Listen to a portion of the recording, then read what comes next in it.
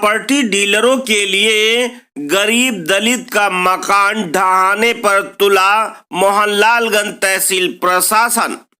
खबर देखने से पहले सुनिए मुख्यमंत्री जी को कि वो क्या कह रहे हैं। नगर निकाय के सभी नगर आयुक्तों को, विकास प्राधिकरणों के जितने भी उपाध्यक्षगण हैं, वे भी इस बात को सुनिश्चित करें कि किसी गरीब को न छेड़ें। जिला प्रशासन के लोग भी इस बात को सुनिश्चित करें।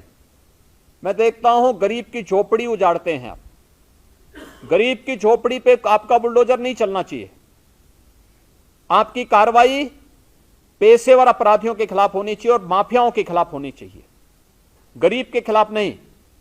और गरीब अगर कहीं पे उसने ऐसी भूमि पर उसका मकान बन ही गया है तो पहले उस जो आरक्षित श्रेणी की हो तो उन्हें पहले कहीं कोई व्यवस्था दीजिए। व्यवस्था देने के बाद तब जाकर के उसकी सहमति से फिर उसको पुनर्वास करिए। माननीय मुख्यमंत्री जी क्या निर्देश दे रहे हैं और जमीनी हकीकत ठीक उसके उल्टा है। देखिए रिपोर्ट। राजधानी लखनऊ का मोहनलालगंज तहसील और गोसाईगंज थाना क्षेत्र का ये टिकनिया मऊ गांव है और यहाँ पर जैसा कि पहले हम खबरों में दिखा चुके हैं कि 20 तारीख को जिस तरह से इनके मकान को गिराने की बात कही गई थी कि 20 तारीख को तहसील प्रशासन इनके अर्धनिर्मित मकान को गिराएगा, लेकिन खबरों का असर देखने को मिला।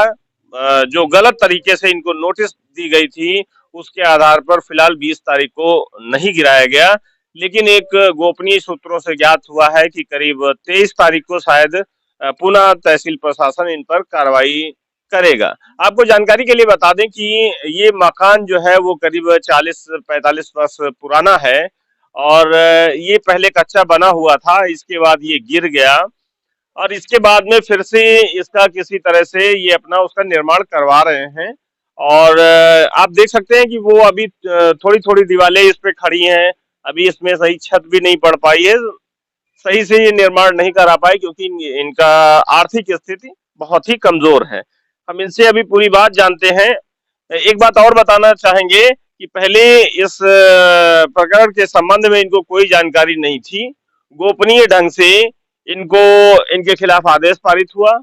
इनको जब जानकारी हुई तो इन्होंने अपील किया एडीएम साहब के यहाँ, लेकिन एडीएम साहब के यहाँ का कोई ऐसा आदेश नहीं। वहां पर अभी लगातार मामला पेंडिंग चल रहा है, मतलब तारीखें हो रही हैं। और लेकिन ये तहसील प्रशासन जो है ये चाहते हैं कि हम जबरदस्ती हम ही सुनेंगे, एडीएम का मतलब कुछ नहीं। पूरी बात जानते हैं।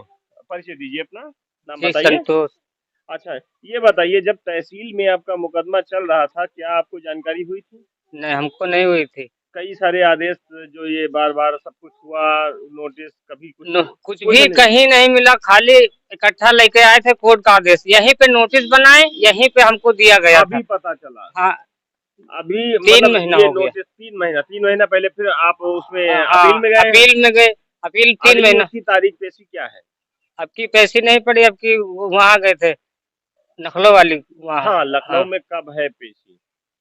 पेशी की जानकारी मिली होगी अभी? पेशी डीएम साहब नहीं लगाई, नहीं लगाएंगे। पेशी नहीं लगाए, छुट्टी लगा दे, अब की गे रहे। अच्छा, जनरल रेट मतलब कि उस दिन जब ये गए तो सुनवाई उस पर नहीं हुई तो जनरल यानी जीडी हुई होगी। इसके बावजूद क्या, जहां तक मुझे जानकारी है, एक मुकदमा कई न्यायालयों पर नहीं चलता।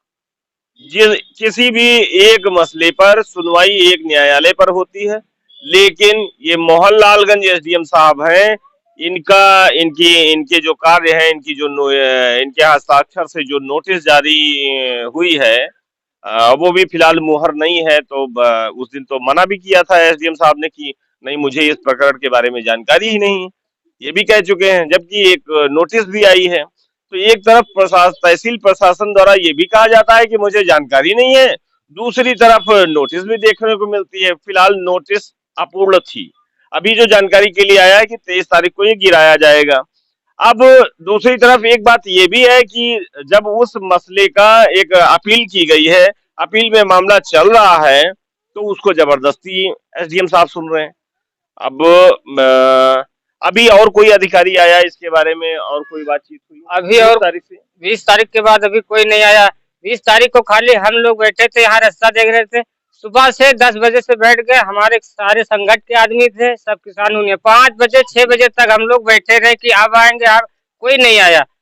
हाँ, अब 23 तारीख को ये सुन मिल रहा है कि 23 तारीख को पूरी टीम आएगी, अब कोई नहीं रहेगा मौके पे, सब गिरा के चला जाएगा। काफी दूरी पर है, कम से कम 15-18 फीट का दूरी लगभग होगा। हाँ। और जिस तरह से आपका ये बना हुआ है रोड में, और भी तमाम सारे मतलब रोड के किनारे बने हैं, रोड के किनारे 12 मकान इसी में बने हैं। आपसे करीब मकान सारे बने हैं। इससे रोड से बहुत करीब आगे जाके बने हैं रोड पे। हमारा तो बहुत कार्रवाई नहीं हो रही, केवल आप और किसी पे नहीं है, खाली हमारे घर के ऊपर। पीछे मिराजुद्दीन जब से जमीन ले ली से तब से समझ लो हमारे पीछे पड़ गया। वही, हाँ, वही गिरवाना चाहता है।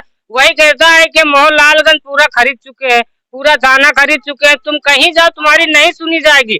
और मोहनलालगंज वाले हमको ऐसा भगाते हैं, कहते हैं तो हम तो सब चीज तो हम ही करते हैं यहाँ के, हम तो यहाँ के परदादा है, पर पूरे वो है मजिस्ट्रेट तो सब वही लोग बनने घूम रहे। कोर्ट का हाई कोर्ट वही बनाए हैं, कुछ नहीं जाने देते यहाँ पे, न दस्तखत करते न कुछ। हम कागज लेके जाते कि साहब इसमें देख लीजिए क्या आपने भेजा है।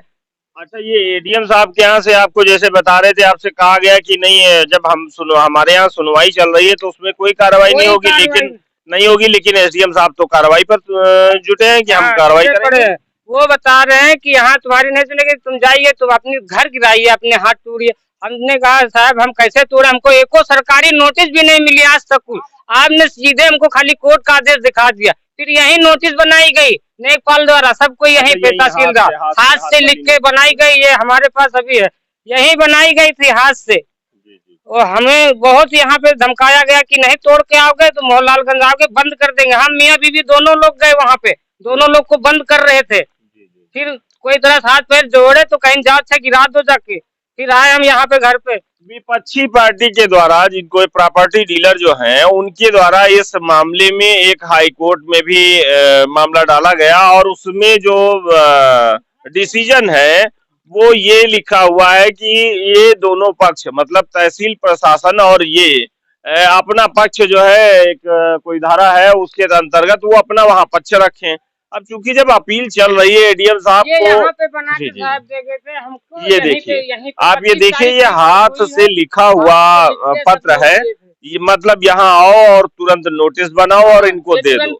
एक खास बात और हम आपको बताते चलें कि ग्राम प्रधान द्वारा भी ये कहा गया कि उनके फर्जी हस्ताक्षर बनाए गए, और एक नोटिस भी हमने देखा कि जिसमें ग्राम प्रधान के फर्जी हस्ताक्षर बने हुए हैं, और वो न्यायालय में उसका प्रयोग किया गया, और उसके बाद में उस पर ऑर्डर भी हुआ। मतलब कि पूरा जो चीजें हैं, एक ये प्रॉपर्टी डीलर के द्वारा और उसके जो चहेते लोग हैं उनके द्वारा ये सारा गलत काम किया गया है। ये चारों गवाह लोग, ये लोग तो मर चुके हैं। अब ये देखिए, राजकरण को बुला के हमने पूछा तो उसने कहा हमने कभी दस्तखत ही नहीं किया, ये रोशन भी नहीं किया, अयोध्या भी नहीं किया, इसमें किसी ने भी दस्तखत नहीं किया। ये आप देख सकते हैं। अभी कल भी सरस न्यूज को परसों कई लोगों ने बताया था कि हमारे भी फर्जी हस्ताक्षर बनाए गए, तो इससे साफ जाहिर है कि और ये जानकारियां भी प्रशासन को हुई, तहसील प्रशासन को, लेकिन इसके बावजूद भी ये गलत ढंग से आदेश क्यों पारित हो रहा है, ये वास्तव में सही है या फर्जी है, फिलहाल इस बारे में कहना तो बड़ा मुश्किल है, क्योंकि एक तरफ तहसील प्रशासन कहता है कि हमने ऐसी कोई कार्रवाई हम नहीं कर रहे हैं, दूसरी तरफ ये प्रधान की मोहर गलत लगाई गई है, जी, प्रधान जी, से जी, दिखाया गया तो प्रधान बता रहे हम कभी भी इस पे साइन ही नहीं किया, ये हमारे आगे आया ही नहीं, हम कहाँ से इस पे साइन कर देंगे, ये सब गलत करके लेके वहाँ पे पेश किया गया। तो इस तरह से ये जो भी कार्रवाई हो रही है, इस दलित परिवार को इसका केवल शोषण किया जा रहा है। फिलहाल अब देखना ये है कि आगे 23 तारीख में क्या होता है। मैं पवन कुमार गुप्त, ये हमारे प्रधान ने लिख के दिया है कि ये हमारा अक्षर है, ये हमारी मोहर है, ये हमने लिख के दे रहे हैं, तुम यहाँ के हो कि नहीं, ये इसमें सब कुछ लिखा हुआ है, प्रधान हमको दिया अपना सबूत। जी, तो आप ये देख रहे हैं कि प्रधान ने लिख करके भी दिया है, प्रशासन को भी दिया है कि उसके फर्जी हस्ताक्षर बनाए गए हैं, गांव के कई लोगों के भी फर्जी हस्ताक्षर बनाए गए हैं, जो गलत है। अब देखना यह है कि आगे तहसील प्रशासन क्या कार्रवाई करता है। मैं पवन कुमार गुप्त, सरस न्यूज, लखनऊ।